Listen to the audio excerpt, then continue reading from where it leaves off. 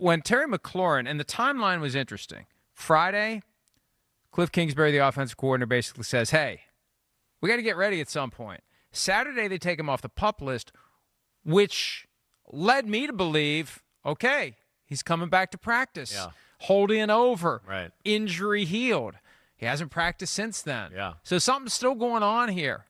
And again, all hold-ins end at some point because play it out. Are you going to refuse to play? Now, maybe he's got some condition that he's going to cite, and that's the problem. It gets ugly. It gets awkward. What's the team going to do? File a grievance that you're healthy?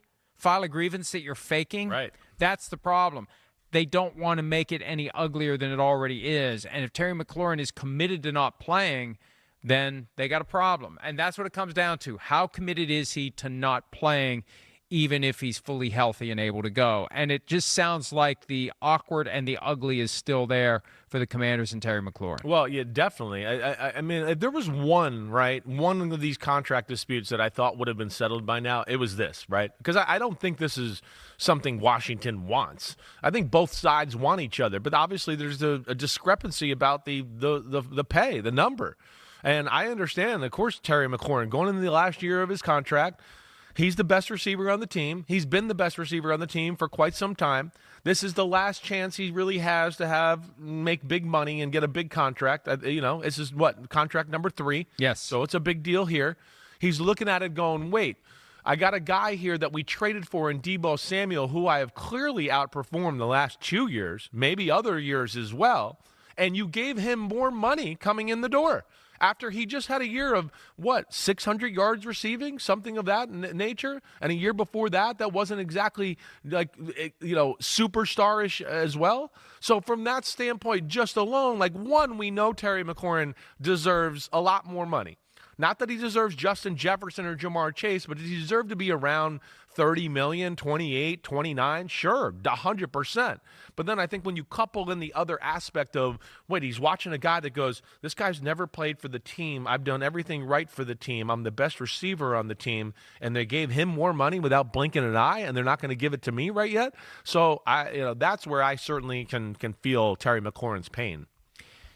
And we're creeping closer and closer to week 1, the G-Men and the Commanders. I mean, I think it's going to happen, right? Do you still feel? I feel like it will. They're not the same offense without Terry McLaurin. That to me is the biggest thing here, right? Debo is not the guy you send deep. Nobody's scared about Debo running deep or doing that. He's going to do just what we saw the other night. Speed sweeps, screens, short passes, break tackles, work the middle of the field, kind of be the physical element of the receiver position.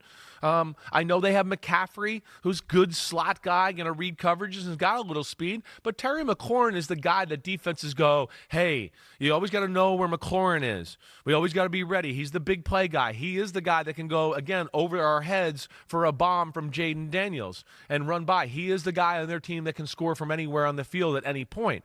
And that's where he's such a great deal to their football team, because when you couple that with they've gotten better at running, and then you always have to worry about Jaden Daniels running and the quarterback design run, it gets hard in those things when you have a guy like Terry McLaurin, because you go, wait, we can't stop all these things and double Terry McLaurin. That's a tough thing to do on a big down. And so that's where that magic works for this Washington offense, and without him there, it's not as magical. He requested a trade 3 weeks ago tonight. I've heard no one. Zero. Linked to him. Zero. No, because he's going to be 30 in September. Exactly right. And the reality with receivers, it's becoming sort of like running backs. You can get competent, skilled, talented, cheap receivers in the draft every year. Rookie wage scale, keep coming back to that. Rookie wage scale is one of the worst things that's happened to players in a very long time, because when in doubt, we'll draft a guy and we won't pay him very much money. Yeah. And he'll be dollar for dollar a better value than this guy who's going to be on the wrong side of 30 that wants the wrong side of 30 million for his annual average. And maybe by next year there's going to be a dip. That's the common thread for Terry McLaurin, Trey Hendrickson, TJ Watt. Now, at the end of the day, the Steelers gave him 3 years fully guaranteed. So they're willing to assume the risk that there's going to be a dip. Yeah. The Commanders don't seem to be willing to do that. No, it doesn't seem to be. And you would hope they could find, I had heard early on that it was just a discrepancy in the price tag. I don't know if years of guaranteed money have anything to do with it. I'm not really sure. So we'll see where that is. But as we know, what is it, $16 million he's making? Yes. And there's guys that he's certainly behind where he's going to go, no, I deserve to be paid more. I don't know where that sweet spot is. Right, I sit there with his age and the things you're talking about, and if I'm the Washington Commanders, I don't want to pay him really north of $30 million. I don't think he's Amon-Ra St. Brown or A.J. Brown or DK Metcalf and some of those guys that are north of $30 million. I don't.